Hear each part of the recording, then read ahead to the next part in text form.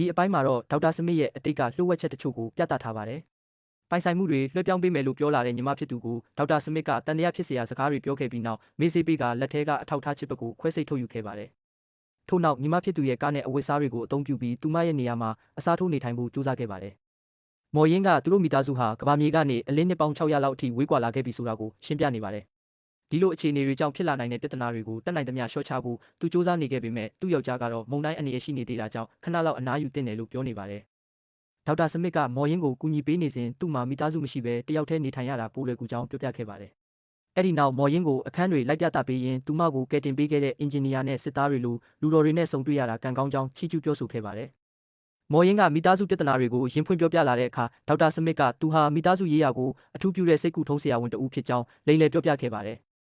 ဂျူဒီလေ့ကျင့်ခန်းလုပ်နေစဉ်ဖခင်ဖြစ်သူဂျွန်ရောက်လာခဲ့ပါတယ်။ဂျွန်ကအနားမယူပဲဘာကြောင့်ဒီလောက်အထိကိုဖိအားပေးနေရတာလဲလို့မေးမြန်းခဲ့ပေမဲ့ဂျူဒီကတော့အနားယူတာနဲ့စိတ်ပန်းဖြေတာမတူကြောင်းပြန်ဖြေခဲ့ပါတယ်။ရေခဲတဲ့ပိတ်မိခဲ့တဲ့အဖြစ်ပြက်ကြောင့်ဂျူဒီမှာစိတ်ဒဏ်ရာတွေကြန့်ရှိနေသေးတာကိုဂျွန်သိနေတဲ့အတွက်နှစ်သိမ့်အားပေးဖို့ကြိုးစားခဲ့ပေမဲ့ဂျူဒီကသူမအဆင်ပြေတယ်လို့သာပြောနေခဲ့တာကြောင့်ဂျွန်လည်းစိတ်ပူပန်စွာနဲ့ပြန်လှည့်ထွက်လာခဲ့ပါတယ်။ဒေါက်တာစမစ်ကညဘက်အချိန်မှာတန်နီအိပ်ပျော်နေစဉ်သူမရဲ့အခန်းထဲကိုတိတ်တဆိတ်ဝင်သွားပြီးဖုန်းကိုစစ်ဆေးခဲ့ပါတယ်။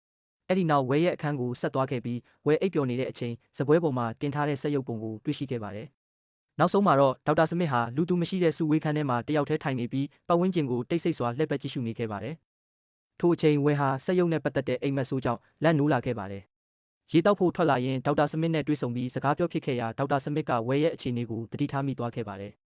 ဝဲကစက်ရုပ်အကြောင်းကိုစိုးရိမ်နေစေဖြစ်တာကြောင့်ဒေါက်တာစမစ်ကနင်ပြောတော့အန်ရမပေးဘူးဆိုလို့ပြောခဲ့ပေမဲ့ဝဲကတော့ဒီအကြောင်းတွေကိုသူ့အဖေမသိစေဖို့သာမှာကြားပြီးအိယာထဲကိုပြန်ဝင်ဖို့သွားခဲ့ပါတယ်။ဝဲကအိယာစီပြန်သွားဖို့လုပ်နေစဉ်ရုတ်တရက်အာကာတိုက်ရင်တုန်ခါသွားခဲ့တာကြောင့်မိသားစုဝင်တွေအားလုံးစုဝေးလာကြပါတယ်။အစပိုင်းမှာတော့တခုခုကရင်ကိုဝင်တိုက်တာဖြစ်နိုင်တယ်လို့ထင်နေကြပေမဲ့မကြာခင်မှာပဲအပေါ်ဘက်ရှိရေခဲတောင်ကြီးကဖိအားပေးလာနေကြောင်းသတိပေးချက်ပေါ်လာခဲ့ပါတယ်။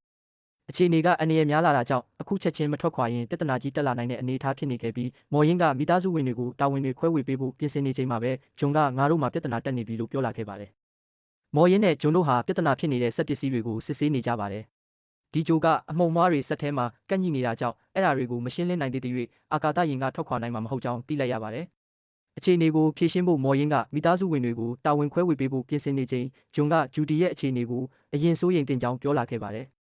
ဒါပေမဲ့မော်ရင်ကတော့လက်ရှိမှာစိုးရိမ်စရာတွေများနေသေးတာကြောင့်ဂျူဒီအဆင်ပြေသွားမယ်လို့သာပြန်ဖြေခဲ့ပါတယ်။အဲ့ဒီနောက်မှာတော့ဂျွန်ကသူ့ကိုဘေးဖယ်ထားတယ်လို့ခံစားနေရကြောင်းပြောလာခဲ့ပြီးသူတို့နှစ်ယောက်ကြားမှာတင်းမာမှုတွေဖြစ်လာခဲ့ပါတယ်။ဂျွန်ကသူ့ရဲ့အကူအညီနဲ့အကြံဉာဏ်တွေကိုလည်းလက်ခံတင်ကြောင်းပြောနေချိန်မော်ရင်ကအခုမှရောက်လာတဲ့သူကိုဘယ်လိုလုပ်ယုံမှလဲလို့ပြန်မေးခဲ့ပါတယ်။အစမှာတော့ဂျွန်ကဆက်ရုပ်အကြောင်းပြောတာလို့ထင်ခဲ့ပေမဲ့မော်ရင်ကသူ့မဆိုလိုတာဒေါက်တာစမစ်အကြောင်းဖြစ်ကြောင်းပြောလိုက်ပါတယ်။အဲ့ဒီအခါဂျွန်ကဒေါက်တာစမစ်ဟာကဘာတစ်ကိုသွားဖို့လေ့ကျင့်ထားတဲ့သူဖြစ်တာကြောင့်အရေးပေါ်အခြေအနေတွေကိုကင်တွယ်နိုင်မယ်လို့ထင်ကြောင်းပြောပြခဲ့ပါတယ်။မော်ရင်နဲ့ဂျွန်တို့ဟာစုဝေးရနေရာကိုပြန်ရောက်လာပြီးမိသားစုဝင်တွေကိုတာဝန်တွေစတင်ခွဲဝေပေးခဲ့ပါတယ်။ရင်ပေါ်မှာကန့်ညိနေတဲ့အမုံမွားတွေကိုရှင်းလင်းဖို့အတွက်နှစ်ယောက်တွဲစီဖွဲ့စည်းပေးခဲ့ပြီးဂျွန်နဲ့ဂျူဒီဒေါက်တာစမစ်နဲ့မော်ရင်ဝဲနဲ့ပန်နီတို့ကိုအဖွဲ့လိုက်တာဝန်ပေးခဲ့ပါတယ်။အဲ့ဒီထဲမှာဂျွန်နဲ့ဂျူဒီကိုတော့ရင်အတွင်းပိုင်းကဆက်အစိပ်ပိုင်းတွေကိုလေဖီအားနဲ့တန်ရှင်းရေးလုပ်ဖို့စေလွှတ်ခဲ့ပါတယ်။မော်ရင်ကဒေါက်တာစမစ်ကိုပြင်ဆင်မှုတွေဆက်လုပ်ဖို့စေလွှတ်ခဲ့ပြီးသူမကိုယ်တိုင်ကတော့ 3D printer ရှိတဲ့နေရာကိုတွားရောက်ခဲ့ပါတယ်။အဲ့ဒီမှာ printer ဖုတ်ပေါ်ကကျန်နေတဲ့အကျွင်းကြံတွေကိုတွေးလိုက်ရပြီးတယောက်ယောက်ကတစ်ခုခုထုတ်ယူသွားခဲ့တာကိုသတိထားမိသွားပါတယ်။ဒါကိုစစ်ဆေးကြည့်တဲ့အခါမှာတော့စနစ်ထဲမှာအမည်မသိပစ္စည်းလို့သာဖော်ပြနေခဲ့ပါတယ်။ဂျွန်နဲ့ဂျူဒီတို့ရေမြုပ်နေတဲ့အင်ဂျင်ခန်းထဲမှာပြင်ဆင်ရေးလုပ်ငန်းတွေဆက်လုပ်နေကြပါတယ်။ဂျွန်ကပြဿနာကိုဖြေရှင်းဖို့ကြိုးစားနေပေမဲ့ဂျူဒီကတော့အရင်ကစိတ်ဒဏ်ရာတွေကြောင့်ရေထဲဆင်းဖို့ဝင်လေးနေခဲ့ပါတယ်။အဲ့ဒီနောက်မော်ရင်ရဲ့ခေါ်တန်ကြောင့်သူတို့အပြင်ဘက်ကိုပြန်ထွက်လာခဲ့ပေမဲ့ရေထဲမှာအန်ရတစ်ခုခုပုံကွယ်နေတယ်လို့ပါပဲ။ဂျွန်ကမော်ရင်ရှိနေတဲ့ 3D printer ရှိရာနေရာကိုရောက်လာခဲ့ပြီးမော်ရင်ကတယောက်ယောက်ကတစ်ခုခုထုတ်ယူသွားတာနဲ့ပတ်သက်ပြီးမေးမြန်းခဲ့ပါတယ်။ဂျွန်ကသူ့လဲလက်နက်တစ်ခုထုတ်ဖို့ကြိုးစားခဲ့ပေမဲ့စနစ်ကခွင့်မပြုခဲ့ကြောင်းပြောပြခဲ့ပြီးအဲ့ဒီနောက်လက်နက်နဲ့ပတ်သက်ပြီးနှစ်ယောက်ကြားမှာအမြင်မတူမှုတွေဖြစ်ပေါ်လာခဲ့ပါတယ်။နောက်ဆုံးမှာတော့ဂျွန်မဟုတ်ဘူးဆိုရင်ဒီပစ္စည်းကိုဘယ်သူထုတ်သွားတာလဲဆိုတဲ့တန်တရားတွေပုံမှုများလာခဲ့ပါတယ်။မော်ရင်ကဒေါက်တာစမစ်ရှိနေတဲ့အင်ဂျင်ခန်းစီပြန်ရောက်လာခဲ့ပြီးဒေါက်တာစမစ်ကသူ့မှာဝန်ခံစရာတစ်ခုရှိကြောင်းပြောလာခဲ့ပါတယ်။ဒါပေမဲ့မော်ရင်ကတော့3 printer ရဲ့ခွင့်ပြုချက်စနစ်ကိုဘယ်လိုကြော်ဖြတ်ပြီးပစ္စည်းထုတ်ယူခဲ့တာလဲဆိုတာကိုအရင်မေးမြန်းခဲ့ရာဒေါက်တာစမစ်ကသူ့ printer ကိုတော့မထိခဲ့ကြောင်းပြန်ဖြေခဲ့ပါတယ်။အဲ့ဒီနောက်ဒေါက်တာစမစ်ကသူဟာလေ့ကျင့်ရေးကာလတုန်းကဆေးဘက်ဆိုင်ရာကိုပဲအဓိကအာရုံစိုက်ခဲ့ပြီးအင်ဂျင်ပိုင်းနဲ့စက်ပိုင်းဆိုင်ရာတွေကိုမကျွမ်းကျင်ကြောင်းပြောလာခဲ့ပါတယ်။တစ်ဖက်မှာလည်းမော်ရင်ရဲ့အရေးချင်းတွေကိုချီးကျူးပြောဆိုရင်းစကားလမ်းကြောင်းလွှဲဖို့ကြိုးစားနေခဲ့ပါတယ်။အဲ့ဒီအချိန်မှာပဲအင်ဂျင်ဘက်ကနေသတိပေးတံတစ်ခုထွက်ပေါ်လာခဲ့တာကြောင့်မော်ရင်ကအတန်ကြားရဘက်ကိုချက်ချင်းထွက်သွားခဲ့ပါတယ်။အင်ဂျင်ထိန်းချုပ်ခန်းထဲမှာဂျွန်နဲ့ဂျူဒီရှိနေပါတယ်။မော်ရင်ဟာလည်းရောက်လာခဲ့ပါတယ် ဂျွန်ကစီပမာဏရော့နေတာကြောင့်သတိပေးတံမြည်လာတာဖြစ်ပြီးသူတို့ရင်ကဘယ်မှမရွေ့ပဲရေခဲတောင်အောက်မှာပဲရှိနေတဲ့အတွက်ဒီလိုစီရော့နေတာဟာပုံမှန်မဟုတ်ကြောင်းပြောပြခဲ့ပါတယ်။မော်ရင်ကတော့လမ်းမှာတနေရာရာပောက်ကွဲပြီးစီယိုစိတ်နေတာဖြစ်နိုင်ကြောင်းခန့်မှန်းခဲ့ပါတယ်။အဲ့ဒီနောက်ဂျွန်ကသူကိုယ်တိုင်သွားစစ်ဆေးမယ်လို့ပြောခဲ့ပြီးစီပမာဏဒီထက်ပိုရော့လာရင်ရေဒီယိုကနေချက်ချင်းအကြောင်းကြားပေးဖို့ဂျူဒီကိုမှထားခဲ့ပါတယ်။မော်ရင်ကလည်းတခြားဆက်ပိုင်းဆိုင်ရာတွေကိုဆက်လက်စစ်ဆေးဖို့အင်ဂျင်ထိန်းချုပ်ခန်းကနေထွက်သွားခဲ့ပါတယ်။ဝဲနဲ့ပန်နီတို့ဟာစက်ရုံနဲ့အတူရင်းအစိပ်ပိုင်းတွေကိုတန်ရှင်းရေးလုပ်နေကြချိန်ဒေါက်တာစမစ်လည်းပစ္စည်းတွေလာပို့ပေးခဲ့ပါတယ်။အဲ့ဒီနောက်ဝဲနဲ့ပန်နီတို့ကဒေါက်တာစမစ်အပေါ်သူတို့ရဲ့အမြင်တွေကိုအချင်းချင်းပြောဆိုနေကြချိန်မှာပဲစက်ရုပ်ကတခုခုအန္တရာယ်ရှိနေတယ်ဆိုတာသတိထားမိတယ်လို့ရုတ်တရက်စကားဝိုင်းထဲကနေထွက်ခွာသွားခဲ့ပါတယ်။ဝဲကလည်းနောက်ကနေစက်ရုပ်ကိုခေါ်ဖို့လိုက်လာခဲ့ပါတယ်။မော်ရင်ကအလုရှုပ်နေချိန်ဒေါက်တာစမစ်ကအခြေအနေကိုလာမေးခဲ့ရာမော်ရင်ကသူတို့မှလောင်စာစီပြဿနာရေခဲတောင်ပြိုကျနိုင်တဲ့အန္တရာယ်တွေအားလုံးတပြိုင်နက်ဖြစ်နေကြောင်းပြောခဲ့ပါတယ်။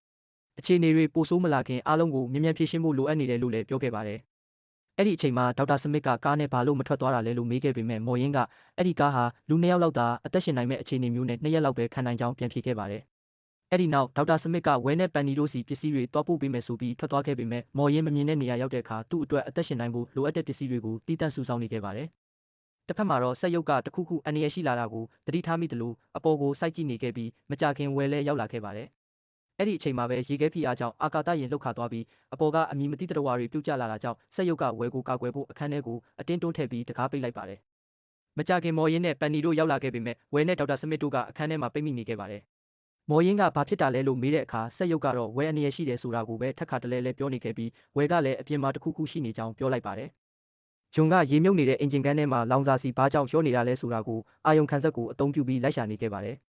စစ်စေးရင်အာယုံခံဆက်ကထွက်လာတဲ့အတန်တွေတဖြည်းဖြည်းပုံမြလာချိန်မှာပဲရေအောက်ထဲကတခုခုကဂျုံကိုဆွဲချသွားခဲ့ပါတယ်။ဒီအခြေအနေကိုဂျူဒီကရေဒီယိုကတဆင့်ကြားသိလိုက်ရတာကြောင့်စိုးရိမ်ပြီးရှာဖို့ကြိုးစားခဲ့ပါတယ်။တစ်ဖက်မှာတော့မော်ရင်တို့ကရင်ပေါ်ရှိလူတွေကိုအန္တရာယ်ရှိနေကြောင်းသတိပေးဖို့ပြင်ဆင်နေချိန်ဂျွန်ကတရဝါကြီးတစ်ကောင်ကိုဖမ်းယူလာပြီးရောက်လာခဲ့ပါတယ်။သူကရေအောက်ထဲကိုဆက်မဆင်းဖို့သတိပေးခဲ့ပြီးမော်ရင်ကတော့အဲ့ဒီတရဝါကိုခွဲစိတ်စစ်ဆေးဖို့စတင်ခဲ့ပါတယ်။နောက်ဆုံးမှာတော့ဒီတရဝါတွေဟာလောင်စာစီကိုအစားအစာလိုသုံးစွဲနေကြတာဖြစ်ပြီးရင်ရက်စီတွေရော့နေတာဟာဒီကောင်တွေကြောင့်ဖြစ်နေတယ်ဆိုတာကိုသူတို့သိလိုက်ရပါတယ်။မော်ရင်ကဂျွန်ဂျူဒီနဲ့ပန်နီတို့ကိုလောင်စာစီစနစ်အကြောင်းရှင်းပြခဲ့ပါတယ်။ယင်မှာအဓိကလောင်စာစီတူလောင်ခန်းနဲ့အရန်လောင်စာစီတူလောင်ခန်းဆိုပြီးနှစ်ခုရှိတာကြောင့်အဓိကဘက်ကစီပမာဏရော့သွားတာနဲ့အရန်ဘက်ကအလိုလျောက်ဖွင့်လာမဲ့အခြေအနေဖြစ်နေပါတယ်။ဒါပေမဲ့အဓိကလောင်စာစီတူလောင်ခန်းထဲမှာအဲ့ဒီတရဝါတွေရှိနေတဲ့အတွက်အရန်စနစ်မဖွင့်ခင်လူကိုယ်တိုင်လှုပ်ဆောင်ရတဲ့နည်းနဲ့ပိတ်ပစ်ဖို့လိုအပ်နေခဲ့ပါတယ်။ဒါကိုလုပ်ဖို့ဆိုရင်ရေမြုပ်နေတဲ့အောက်ပိုင်းကိုပြန်ဆင်းရမှာဖြစ်တာကြောင့်ဂျွန်ကသူကိုယ်တိုင်စီပြဿနာကိုဖြေရှင်းမယ်လို့ပြောခဲ့ပြီးမော်ရင်ကိုတော့ရင်ပြန်ထွက်နိုင်ဖို့အာယုံစိုက်လှုပ်ဆောင်ဖို့ပြောခဲ့ပါတယ်။မော်ရင်ကလည်းဒီနှုန်းအတိုင်းသာစီဆုံးရှုံးနေမယ်ဆိုရင်သူတို့မှအချိန်15မိနစ်လောက်ပဲကြံတော့ကြောင်းပြောခဲ့ပါတယ်။အားလုံးကိုတာဝန်နဲ့ကိုထွက်သွားဖို့ပြင်ဆင်နေချိန်မှာပဲဂျူဒီကဂျွန်ကိုသူလဲကူညီပေးခြင်းကြောင်းပြောလာခဲ့ပါတယ်။အစပိုင်းမှာဂျွန်ကညှင်းလိုက်ပေမဲ့ဂျူဒီကထပ်ပြီးအကူအညီပေးနိုင်ကြောင်းပြောလာတာကြောင့်နောက်ဆုံးမှာဂျွန်ကခွင့်ပြုခဲ့ပါတယ်။ဂျွန်ကဝဲပိတ်မိနေတဲ့အခန်းစီကိုလိုအပ်တဲ့ပစ္စည်းယူဖို့ရောက်လာခဲ့ပေမဲ့စက်ရုပ်ကတကားမဖွင့်ပေးပဲအန္တရာယ်ရှိတယ်လို့ပဲထပ်ခါတလဲလဲပြောနေခဲ့ပါတယ်။ဝဲကလည်းစက်ရုပ်ကိုပြောကြည့်ပေမဲ့နားမထောင်ကြောင်းဂျွန်ကိုပြန်ပြောခဲ့ပါတယ်။အဲ့ဒီနောက်ဂျွန်ကဂျူဒီကိုသူလိုအပ်တဲ့ပစ္စည်းကို 3D printer နဲ့ထုတ်ပေးဖို့ပြောခဲ့ပါတယ်။ဒါပေမဲ့အဲ့ဒီပစ္စည်းကိုထုတ်ဖို့အချိန်ယူရမှာဖြစ်ပြီးသူတို့မှလည်းအချိန်15မိနစ်လောက်ပဲကျန်တော့တာကြောင့်ဂျွန်ကအချိန်ပိုရအောင်လောင်စာစီစားနေတဲ့အကောင့်တွေကိုတွားရှင်းဖို့ထွက်လာခဲ့ပါတယ်။ဝဲနဲ့ဒေါက်တာစမစ်တို့ပိတ်မိနေတဲ့အခန်းထဲမှာစကားပြောနေကြချိန်ဝဲကပုံမှန်ဆိုရင်စက်ရုပ်ကသူပြောသမျှကိုနားထောင်ပေမဲ့အခုတော့နားမထောင်တော့ကြောင်းပြောခဲ့ပါတယ်။ဒေါက်တာစမစ်ကဘာကြောင့်အဲ့လိုဖြစ်တယ်ထင်လဲလို့မေးရဝဲကသူစက်ရုပ်ကိုကယ်တင်ခဲ့တာကြောင့်ဒါဟာကျေးဇူးတုံ့ပြန်တဲ့ပုံစံဖြစ်နိုင်ကြောင်းပြောခဲ့ပါတယ်။အဲ့ဒီနောက်ဒေါက်တာစမစ်ကတခါတလေစက်ရုပ်ဟာသူ့ရဲ့အတွင်းစိတ်အတန်ကိုနားထောင်ပြီးလှုပ်ဆောင်တာမျိုးဖြစ်နိုင်ကြောင်းပြောလာခဲ့ပါတယ်။ဝဲကိုအဲ့ဒီလိုပြောနေခဲ့ပေမဲ့တစ်ဖက်မှာတော့ဒေါက်တာစမစ်ကသူ့ကိုယ်ပိုင်အတွင်းစိတ်နဲ့ပတ်သက်တဲ့အကြောင်းတွေကိုပါတွယ်ဝိုက်ပြောနေတယ်လို့ဖြစ်နေခဲ့ပါတယ်။အဲ့ဒီနောက်မှာတော့လွန်ခဲ့တဲ့2ရက်က result ပေါ်မှာဒေါက်တာစမစ်နဲ့ပတ်သက်ပြီးဖြစ်ပွားခဲ့တဲ့အတိတ်အကြောင်းကိုဆက်ပြသွားခဲ့ပါတယ်။ဒေါက်တာစမစ်က level 3ဘက်ကိုတွားနေချိန်သူရောင်ဆောင်အသုံးပြုနေတဲ့ Jessica Harris ဆိုတဲ့နာမည်ကိုတွေ့သွားတဲ့ဝန်ထမ်းတစ်ယောက်ကနောက်ကနေလိုက်လာခဲ့ပါတယ်။အမှန်တော့အဲ့ဒီဝန်ထမ်းနဲ့ Jessica Harris တို့ဟာချစ်သူတွေဖြစ်နေခဲ့တာကြောင့်သူကနောက်ကနေလာဖက်ခဲ့တာပါ။ဒေါက်တာစမစ်ကမျက်နှာကိုဖုံးကွယ်ထားဖို့ကြိုးစားနေခဲ့ပေမဲ့နောက်ဆုံးမှာတော့အဲ့ဒီဝန်ထမ်းက Jessica Harris မဟုတ်တာကိုသတိထားမိသွားခဲ့ပါတယ်။အဲ့ဒီနောက်ဒေါက်တာစမစ်ကညှိနှိုင်းဖို့ကြိုးစားခဲ့ပေမဲ့ရုံးရင်းဆန်ခတ်ဖြစ်ပွားသွားခဲ့ပြီးမတော်တဆအာကာသထဲကိုပစ်ထုတ်တဲ့အခန်းတစ်ခုဖွင့်မိသွားခဲ့ပါတယ်။အဲ့ဒီအခန်းထဲမှာဝန်ထမ်းပိတ်မိသွားချိန်စနစ်က10စက္ကန့်အတွင်းအာကာသထဲကိုပစ်ထုတ်မယ်လို့သတိပေးနေခဲ့ပေမဲ့ဒေါက်တာစမစ်က10စက္ကန့်တောင်မဆောင်ပဲခလုံးနှိမ့်လိုက်တာကြောင့်အဲ့ဒီဝန်ထမ်းဟာအာကာသထဲကိုပစ်ထုတ်ခံလိုက်ရပြီးတေဆုံးသွားခဲ့ပါတယ်။ပန်နီကမော်ရင်ရှိနေတဲ့အခန်းထဲမှာမရှင်းတဲ့တူတဲ့အကောင့်တွေအတွက်ဆိုပြီးစားတွေဖြန်းနေခဲ့ပါတယ်။အဲ့ဒီလိုစကားပြောနေကြရင်ပန်နီကမော်ရင်သူတို့အပေါ်အများကြီးမျှော်လင့်ထားပေမဲ့ဂျွန်ပေါ်မှာတော့တိတ်မမျှော်လင့်ထားသလိုဖြစ်နေကြောင်းပြောလိုက်တဲ့စကားကြောင့်မော်ရင်တယောက်သူ့ကိုယ်သူပြန်စဉ်းစားမိသွားခဲ့ပါတယ်။ တ တစ်ဖက်မှာတော့ဂျွန်ကလောင်စာစီစားတဲ့တရဝါကိုဖမ်းထားရင်း UTC ဆက်သွယ်ပြီး 3D printer နဲ့ထုတ်နေတဲ့ပစ္စည်းအစင်သင့်ဖြစ်ပြီလားဆိုတာမေးမြန်းခဲ့ပါတယ်။ဒါပေမဲ့ပစ္စည်းကမရသေးကြောင်းသိလိုက်ရပြီးနောက်မော်ရင်းစီလည်းအင်ဂျင်အခြေအနေကိုဆက်မေးခဲ့ပါတယ်။အခြေအနေတွေကိုပြောဆိုနေရင်ဂျွန်ကတော့အဲ့ဒီတရဝါကိုတတ်ဖို့ဆက်ကြိုးစားနေခဲ့ပြီးမော်ရင်းကတော့ပန်နီကိုတတိထားနေဖို့မှားကြားနေချိန်ပန်နီကတယောက်တည်းရင်တွင်းမှာစားတွေဆက်ဖြန်းနေခဲ့ပါတယ်။အာကာသရင်ပေါ်မှာဖိနေတဲ့ရေခဲတောင်တွေပိုများလာတာကြောင့်ရင်တစ်စင်းလုံးပြင်းပြင်းထန်ထန်လှုပ်ခတ်သွားခဲ့ပါတယ်။အဲ့ဒီလှုပ်ခတ်မှုကြောင့်အတွင်းပိုင်းမှာမငြိမ်မသက်တွေဖြစ်သွားပြီးပန်နီကလည်းဟန်ချက်မထိန်နိုင်ပဲရေမြုပ်နေတဲ့အင်ဂျင်ခန်းထဲကိုပြုတ်ကျသွားခဲ့ပါတယ်။တစ်ဖက်မှာတော့အခြားသူတွေကလည်းလှုပ်ခတ်မှုကြားမှာမနှဲဟန်ချက်ထိန်နေခဲ့ရပါတယ်။အခြေအနေနဲ့ပြန်ငြိမ်သွားချိန်မှာဂျွန်ကဆက်သွယ်ရေးကနေတဆင့်ဂျူဒီကိုအဆင်ပြေလားလို့လှမ်းမေးခဲ့ပါတယ်။ဂျူဒီကတော့အဆင်ပြေတယ်လို့ပြန်ဖြေခဲ့ပေမဲ့တကယ်တော့လှုပ်ခတ်မှုကြောင့်ပစ္စည်းတစ်ခုသူ့ပေါ်ဖိမိနေခဲ့တာပါ။ဒါပေမဲ့သူမကဘာမှမဖြစ်တယ်လို့ပဲဆက်ပြောနေခဲ့ပါတယ်။အဲ့ဒီအချိန်မှာမော်ရင်းကရင်ဆောင်းသွားတာကြောင့်အာယုံခံစနစ်ကအလုတ်လုတ်ပြီးအရန်လောင်စာစီတွေကိုအဓိကတူလောင်ခန်းဘက်ပြောင်းပေးလိုက်ကြောင်းပြောလာခဲ့ပါတယ်။ဒါကြောင့်အဲ့ဒီတရဝါတွေကအရန်လောင်စာစီကိုပါဆက်စားသုံးနိုင်တဲ့အခြေအနေဖြစ်သွားခဲ့ပြီးသူတို့မှအချိန်ပိုမကျန်တော့တဲ့အခြေအနေကိုရောက်လာခဲ့ပါတယ်။မော်ရင်းကတော့ကြံနေသေးတဲ့အင်ဂျင်တစ်လုံးကိုအသုံးပြုပြီးရင်ကိုထွက်နိုင်အောင်စူးစမ်းဖို့စဉ်းစားနေချိန်မှာပဲပန်နီစီကအော်တန်ကြားလာခဲ့ပါတယ်။အဲ့ဒါကြောင့်ဂျွန်ကလည်းပန်နီရှိတဲ့ဘက်ကိုအမြန်ထွက်သွားခဲ့ပါတယ်။လူတိုင်းဟာမတူညီတဲ့နီးလန်းနဲ့အသက်ရှင်ဖို့စူးစမ်းနေတာကိုမြင်ရမှာပါဝဲနဲ့ဒေါက်တာစမစ်တို့အခြေအနေမှာဝဲကဆက်ရုပ်ကတကားမဖွင့်ပေးတာကြောင့်အပြင်ကအန်ရတွေကိုစိုးရိမ်နေပါတယ်ဒေါက်တာစမစ်ကတော့သူ့ကိုအားပေးပြီးမကြောက်ဖို့ပြောနေပေမဲ့တကယ်တမ်းမှာသူ့အကျိုးအတွက်အခြေအနေကိုအသုံးချနေပြီးဝဲကိုဓာတ်စာခံလို့သဘောမျိုးအသုံးပြုနေပါတယ်ဂျူဒီဘက်မှာတော့သူမတယောက်တည်း 3D printer ကိုအသုံးပြုပြီးလိုအပ်တဲ့ပစ္စည်းကိုထုတ်ယူနိုင်ခဲ့ပေမဲ့အပေါ်ကဖိအားကြီးတဲ့ပစ္စည်းတွေကြောင့်အလွန်ခက်ခဲတဲ့အခြေအနေကိုရင်ဆိုင်ရပါတယ်နောက်ဆုံးမှာတော့သူမဟာစိတ်အားထက်သန်မှုနဲ့ကိုယုံကြည်မှုကိုအားဖြည့်ပြီးအဲ့ဒီအနေအခြေအနေကနေလွတ်မြောက်နိုင်ခဲ့ပါတယ်ဒီဖြစ်ရပ်တွေကြောင့်သူမရဲ့စိတ်ဒဏ်ရာတွေကိုလည်းတဖြည်းဖြည်းကျော်လွှားနိုင်ခဲ့ပါတယ်ဂျွန်ကတော့ပန်နီကိုကယ်တင်ဖို့စူးစမ်းရင်းအကောင့်တွေကိုအာယုံလဲဖို့အတွက်လောင်စာစီကိုပေါ်မှာလောင်းပြီးအသုံးပြုခဲ့ပါတယ်အဲ့ဒါကြောင့်ပန်နီကလွတ်မြောက်နိုင်ခဲ့ပေမဲ့သူကတော့အန်ရယ်တွေကိုခဏတစ်ဖြုတ်တယောက်တည်းရင်ဆိုင်နေခဲ့ရပါတယ်နောက်ဆုံးမှာဝဲနဲ့ဒေါက်တာစမစ်ဘက်မှာလည်းအခြေအနေပြောင်းလဲပြီးစက်ရုပ်ကတကားဖွင့်ပေးလိုက်တဲ့အတွက်ဝဲကြံခဲ့တယ်လို့ဒေါက်တာစမစ်ကတော့လွတ်မြောက်နိုင်တဲ့အခွင့်အရေးကိုယူပြီးတခြားသူတွေကိုမိမိအကျိုးအတွက်အသုံးချကာအပြင်ဘက်ကိုထွက်သွားခဲ့ပါတယ်ဒေါက်တာစမစ်ကဝဲနဲ့အတူပိတ်မိနေရကနေလွတ်မြောက်လာခဲ့ပေမဲ့ဝဲကိုကူညီပေးမယ်ဆိုတဲ့စကားကိုမလိုက်နာပဲမိမိအသက်ရှင်တန်ရေးကိုပဲအဓိကထားပြီးလှုပ်ဆောင်နေခဲ့ပါတယ်ထိန်းချုပ်ခန်းထဲကိုရောက်ရှိလာချိန်မှာရင်ဟာရေခဲပြင်အောက်မှာအလွန်နဲ့ဆိုင်စွာပိတ်မိနေကြောင်းသိရှိလိုက်ရတာကြောင့်လွတ်မြောက်ဖို့အတွက်လေထီးခုန်ထွက်တဲ့စနစ်ကိုအသုံးပြုဖို့ကြိုးစားပါတယ်ဒါပေမဲ့နောက်ဆုံးမှာမော်လင်းအခက်အခဲဖြစ်နေတဲ့အချိန်ကိုတွေ့မြင်သွားပြီးသူမကိုဝင်ရောက်ကူညီပေးလိုက်တာကြောင့်အခြေအနေကတခဏအတွင်းပြောင်းလဲသွားပါတယ်ရင်ကိုဂျွန်ကဆက်နှိုးကြည့်ပေမဲ့အလုံးမဖြစ်သေးပါဘူးဂျူဒီကတော့စီစားတရဝါတွေကြောင့်စနစ်ပိတ်ဆို့နေတာဖြစ်နိုင်တာကြောင့်စီကိုတုံပစ်ဖို့အကြံပြုပါတယ်ပိုက်ထဲမှာကြန့်ရှိနေတဲ့စီနှဲငယ်ကအပြင်ကိုထွက်ခွာဖို့လုံလောက်လိမ့်မယ်ဆိုတဲ့စွန့်စားမှုနဲ့လှုပ်ဆောင်ခဲ့ကြပါတယ်ရင်ကိုပြန်လည်စတင်နိုင်ခဲ့ပြီးရေခဲပြင်အောက်ကနေနောက်ဆုံးမှအောင်မြင်စွာထွက်ခွာနိုင်ခဲ့ပြီးနောက်သူတို့ဟာစိမ့်လန်းတဲ့ပတ်ဝန်းကျင်တစ်ခုကိုရောက်ရှိပါတယ်သို့တော့လောင်စာစီပမာဏကအလွန်နှဲပါနေသေးတာကြောင့်ကြာရှည်စွာမပျော်ရွှင်နိုင်ပဲဂျိုးဘော်ကိုထပ်မံပြီးပြန်လည်ဆင်းသက်လာခဲ့ရပါတယ်နောက်ဆုံးမှာတော့သူတို့ဟာဒီဂျိုပေါ်မှာသူတို့ပဲရှိနေတာမဟုတ်ပဲအခြားသက်ရှင်ကျန်ရည်သူတွေလည်းရှိနေကြောင်းသတင်းအချက်လက်တစ်ခုကိုလက်ခံရရှိတာကြောင့်ဝမ်းသာသွားကြပါတယ်ထို့နောက်ဝဲစီကိုပြန်လည်သွားရောက်ကြည့်ရှုချိန်မှာဝဲကအန်နီရဲ့ကင်းကင်းနဲ့ရှိနေပြီးစက်ရုံနဲ့လည်းဆက်ဆံရေးတစ်ခုကိုပုံမနားလည်လာတဲ့ပုံစံမျိုးကိုဂျွန်ကတွေ့မြင်ခဲ့ရပါတယ်နောက်ဆုံးမှာ Resolute အာကာသယဉ်ကြီးစီကသူတို့ကိုလာရောက်ကယ်ဆယ်မယ်ဆိုတဲ့သတင်းစကားကိုရရှိလိုက်တာကြောင့်အားလုံးဝမ်းသာပျော်ရွှင်သွားကြပါတယ်ထိုအခြေအနေကဒေါက်တာစမစ်အတွက်တော့စိုးရိမ်ပူပန်စရာဖြစ်နေခဲ့ပါတယ